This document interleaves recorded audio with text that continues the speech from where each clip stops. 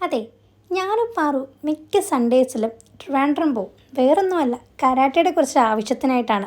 എന്നാലും train correct സമയത്ത് തന്നെ എത്തിയത് കൊണ്ട് തന്നെ ഞങ്ങൾ 9 മണിയായപ്പോൾ ട്രിവാൻഡ്രം എത്തി. രാവിലെ ഇറങ്ങിയത് കൊണ്ട് തന്നെ ഞാനും പാറുവും ഒന്നും കഴിച്ചിട്ടില്ല. അതുകൊണ്ട് തന്നെ നേരെ ഒരു കോഫിയും ഒരു സമൂസയും കഴിച്ചു.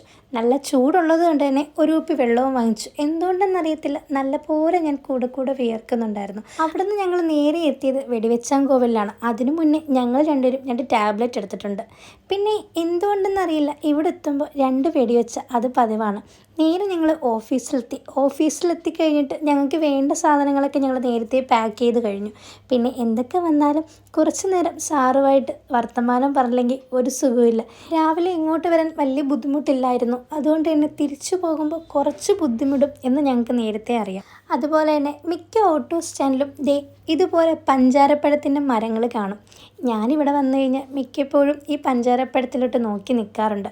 അവിടുന്ന് ടിക്കറ്റ് എടുത്ത് ഞങ്ങൾ നേരെ തമ്പാനൂർ റെയിൽവേ സ്റ്റേഷനിലെത്തി. പാറു എന്നേക്കാൾ ജീനിയസ് ആയതുകൊണ്ട് തന്നെ അവൾ തിരിച്ചു പോകാനുള്ള ട്രെയിൻ ടിക്കറ്റ് ബുക്ക് ചെയ്തിട്ടുണ്ട്. എന്തായാലും 12:15 ട്രെയിനിൽ ഞങ്ങൾ ഓടിക്കയറാൻ മാക്സിമം ശ്രമിച്ചിട്ടുണ്ട്. അത്യാവശ്യം തിരക്കുള്ള ട്രെയിൻ ആയതുകൊണ്ട് തന്നെ ഞങ്ങൾക്ക് താഴെയൊന്നും സീറ്റ് കിട്ടില്ല. വലിഞ്ഞു കയറാൻ മിടുക്കികളായതുകൊണ്ട് തന്നെ ഞങ്ങൾ ലഗേജ് വെക്കുന്ന സീറ്റിലാണ് കയറിയത്. കറക്റ്റ് സമയത്ത് തന്നെ ഞങ്ങൾ കൊല്ലം എത്തിയിട്ടുണ്ട്. ഇവിടുന്ന് ഞങ്ങളിനി പോകാനുള്ളത് ഞങ്ങളുടെ സ്കൂളിലോട്ടാണ്. 2 പേർക്കും വണ്ടി ഉള്ളത് കൊണ്ട് തന്നെ അവിടുന്ന് പോകാൻ വലിയ ബുദ്ധിമുട്ടില്ലായിരുന്നു. പിന്നെ അവിടുന്ന് നേരെ ഞങ്ങൾ സ്കൂളിലെത്തി. അതുപോലെ തന്നെ ഈ സ്കൂളിനടുത്ത് ഒരു ഷോപ്പുണ്ട്. അവിടുന്ന് ഐസ്ക്രീം സോഡ അത് മസ്റ്റാണ്. എന്തായാലും ബാക്കി വിശേഷങ്ങൾ പുറകെ പറയാം. See you soon.